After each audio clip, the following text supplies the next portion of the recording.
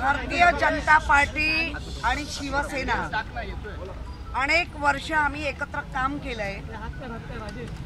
मला आठवतंय अटल बिहारी वाजपेयींच्या एका वाढदिवसाला मोहन रावलेंच्या माध्यमातून आम्ही दिल्लीमध्ये वाढदिवसाला सुद्धा गेलो होतो। या भारतीय जनता पार्टीमध्ये अतिशय सुसंस्कृत असं नेतृत्व ज्या या महाराष्ट्राने पाहिलं आणि त्यांचं एक वाक्य होतं की काही गोष्टी ज्या भ्रष्टाचाराच्या असतील किंवा कॅरेक्टर लेस तर चिमट्याने सुद्धा मी शिवणार नाही असे सुसंस्कृत आणि महाराष्ट्राची हिंदुस्थानची इब्रत राखणारे अटल बिहारी वाजपेयी ज्या पद्धतीने काल पासून जे भारतीय जनता पार्टीचे काही कार्टे हे जे काही करतायत त्या ज्या ट्रेनमध्ये तो 19 वर्षाचा कॉलेज मुलगा आगे जाओ असं तुमच्या माध्यमातून प्रिंट मीडियाच्या माध्यमातून मी ऐकलं आणि ते आगे जाओ म्हणण्यामुळे काही नतरष्ट लोकांनी त्याला मारहाण केली। ते त्याच्या जिव्हारी लागली कारण लहान होता तो, त्याला कळेना हे नेमकं काय चाललंय आणि त्यांनी घरी येऊन नंतर सुसाईड केलं। त्या सुसाईडचं कारण अद्यापही आमच्या मुंबई पोलिसांना सापडलेलं नाही। शोध घेतायत, सगळं बघतायत। त्या आई वडिलांच्या शोकामध्ये किंवा दुःखामध्ये आम्ही सामील आहोत कारण मी एक आई आहे। एक आपलं ऐन तारुण्यात येणारा मुलगा इतक्या क्षुल्लक गोष्टींनी त्याचा जीव गेला आहे तर त्या आई बाप वडिलांना किंवा त्याच्या नातेवाईकांना नेमकं काय वाटत असेल याचा विचार सगळ्यांनी केला पाहिजे।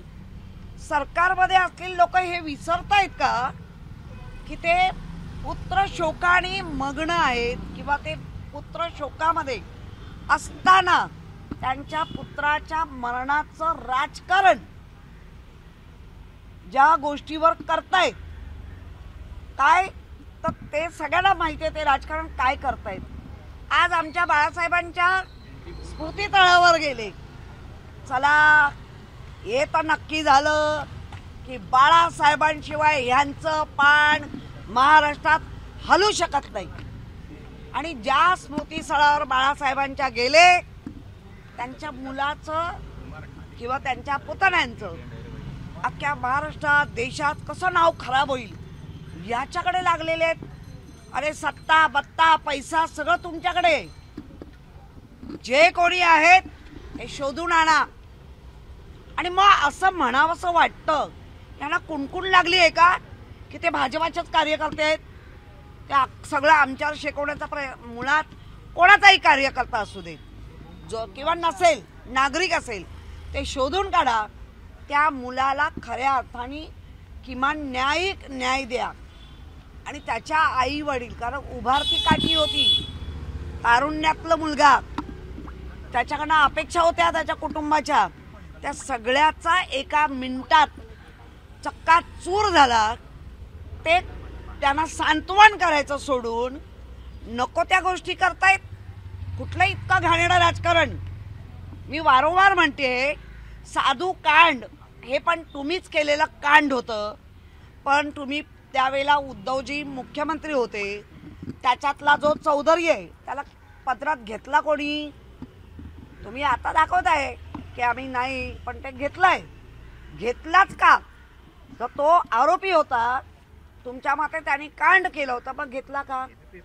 म्हणजे तुम्ही जे कराल ते सगळं बरोबर आणि कुठूनही म्हणजे सकाळी आपण जेव्हा उठतो ना, कराग्रे वसते लक्ष्मी करमध्ये सरस्वती करमुले तू गोविंदम प्रभाते करदर्शनम असं आपल्याला आपल्या गुरुनी आपल्या आईवडिलांनी शिकवलं। हे उठल्या या हातात आता उद्धवजींना अजून काय करावं, राजजींना अजून काय करावं हे उठल्या करतायत आणि ते दिवसभर चालवतायत। हे रॉंग आहे। इतक्या तळागाळा रसात तळाला तुमचं नीच क्रूर पद्धतीने राजकारण थांबवा. हे बरोबर नाही करत आहात.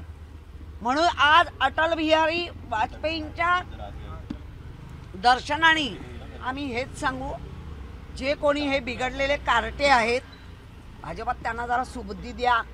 कारण तुम्ही अतिशय उच्च असं भाजपाचं एक नेतृत्व आणि तुम्ही ते भाजप तेवढा उंच नेऊन ठेवलाही.